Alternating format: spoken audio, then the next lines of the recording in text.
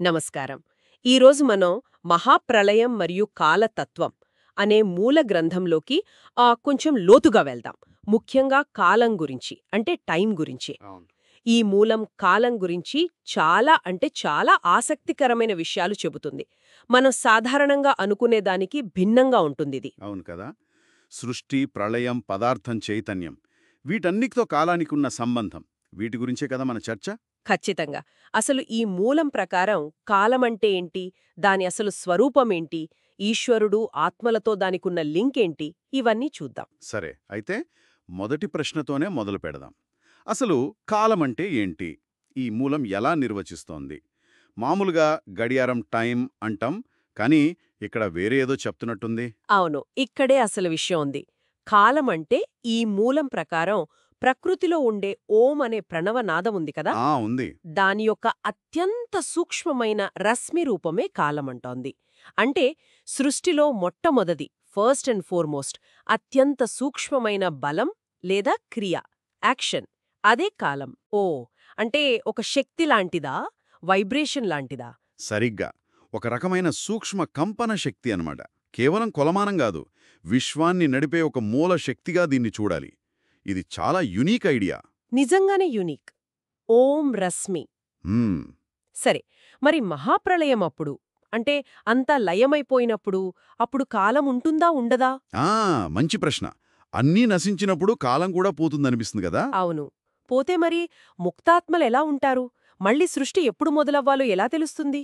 ఇక్కడే కీలకమైన విషయం ఏంటంటే, ఆ ఓం రశ్మి అంటే కాలం అనమాట, అది పూర్తిగా నశించదు అని ఈ మూలం స్పష్టం చేస్తోంది. అక్షర రశ్ములు అంటారందుకే. అక్షరమంటే నశించనిది కదా? అవును. ప్రళయంలో ప్రకృతి అంటే మ్యాటర్ తన మూల కారణంలో లీనమై ఉండొచ్చు. అప్పుడు కాలానికి దానితో డైరెక్ట్ యాక్టివ్ రిలేషన్ ఉండకపోవచ్చు. కానీ కాని కానీ ఈ కాలతత్వం అనేది ఈశ్వరుని జ్ఞానంలో, ఆత్మలలో, బద్ధులైన, ముక్తులైన వాళ్లతో సూక్ష్మరూపంలో ఎప్పుడూ కనెక్ట్ అయ్యే ఉంటుంది. ఈశ్వరుడిలో బీజరూపంలో అనంతంగా ఉంటుంది. ఓ, అలాగా? అవును. ఈ నిరంతర సూక్ష్మ అస్తిత్వమే మళ్లీ సృష్టి మొదలవడానికి, ఆ సృష్టి ప్రళయ చక్రం ఆగకుండా తిరగడానికి ఆధారం. కాలం లేకపోతే ఆ సైకిల్ లేదు. అర్థమైంది. అంటే ప్రళయంలో కూడా కాలం సూక్ష్మంగా కంటిన్యూ అవుతుందన్నమాట.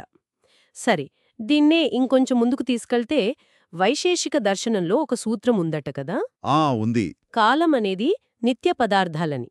ఈశ్వరుడు, జీవుడు, మూల ప్రకృతిని ఏమీ చేయలేదు. కాని అనిత్య పదార్థాలని, అంటే ప్రకృతి మార్పుల వల్ల, కలయిక వల్ల ఏర్పడిన వాటిని మాత్రం జీర్ణం చేస్తుంది, అంటే క్షయం చెందిస్తుంది అని. ఈ తేడా ఎందుకు? ఇది చాలా ఇంపార్టెంట్ పాయింట్. కాలం స్వయంగా నిత్యం కాబట్టి అది తనలాంటి నిత్య పదార్థాలను మార్చలేదు. ఆత్మ, పరమాత్మ, మూల ప్రకృతి ఇవి ఎప్పుడూ ఉండేవే. సరే. కానీ ఈ మూల ప్రకృతి నుంచి మారినవి, కలిసి ఏర్పడినవి, అంటే మన శరీరం, గ్రహాలు, ఇవన్నీ అనిత్యం, టెంపరరీ. అవును, అనిత్యం. వీటి మధ్య ఉండే ఫోర్సెస్ అంటే గ్రావిటీ, ఎలక్ట్రోమాగ్నెటిజం లాంటివి ఉన్నాయి కదా. ఉన్నాయి. వీటన్నిటికీ వెనుక ఉన్న బేసిక్ ఫండమెంటల్ ఫోర్స్ లేదా యాక్షన్ ఈ ఓం రశ్మి అంటే కాలమే. అయితే గతి అంటే మోషన్ శాశ్వతం కాదు. కాబట్టి ఏ కలయిక శాశ్వతం కాదు. అందుకే మార్పు, క్షయం జరుగుతాయి. అంటే కాలమే వీటిని పాడు చేస్తుందా? అలా అనలేము. కాలం ఒక సాధనం లాంటిది. ఈ క్షయం అనే ప్రాసెస్ ఈశ్వరుడి ప్రేరణ, కంట్రోల్తోనే జరుగుతుంది. కాలం దానంతటదే ఏదీ చెయ్యదు. It's an instrument. ఈశ్వరుడి ప్రేరణతో. ఇది ఇంకో ప్రశ్నకి దారితీస్తోంది.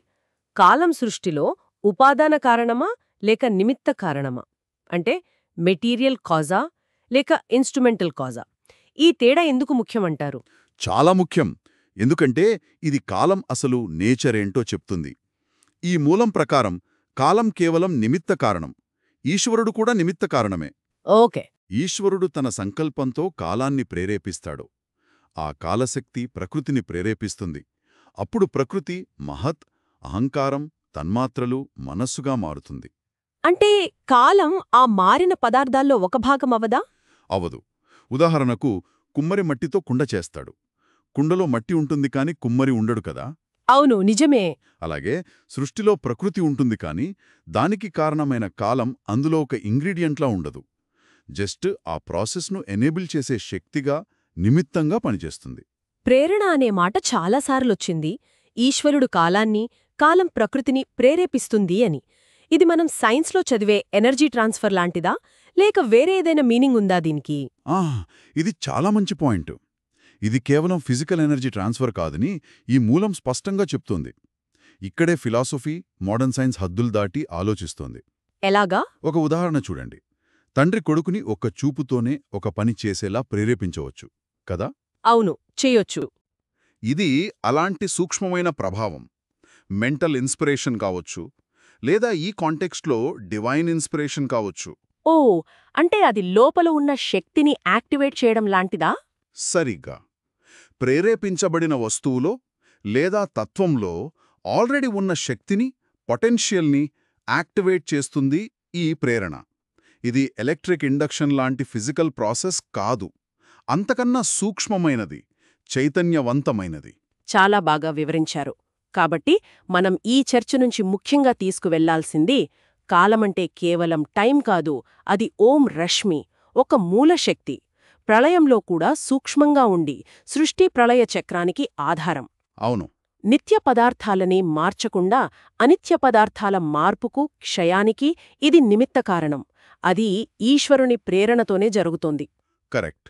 ఆ ప్రేరణ అనేది కేవలం భౌతిక శక్తి బదిలీ కాదు, అంతకన్నా సూక్ష్మమైనది. అవును. అయితే ఈ చర్చను ముగిస్తూ నాకు ఆలోచన వస్తోంది. చెప్పండి. ఈ ప్రేరణ అనే కాన్సెప్ట్, అంటే భౌతిక సంబంధం లేకుండానే ప్రభావం చూపడం అనేది మన ప్రస్తుత సైన్స్కి అందడం లేదు అంటున్నారు కదా? అవును, అందడం లేదు.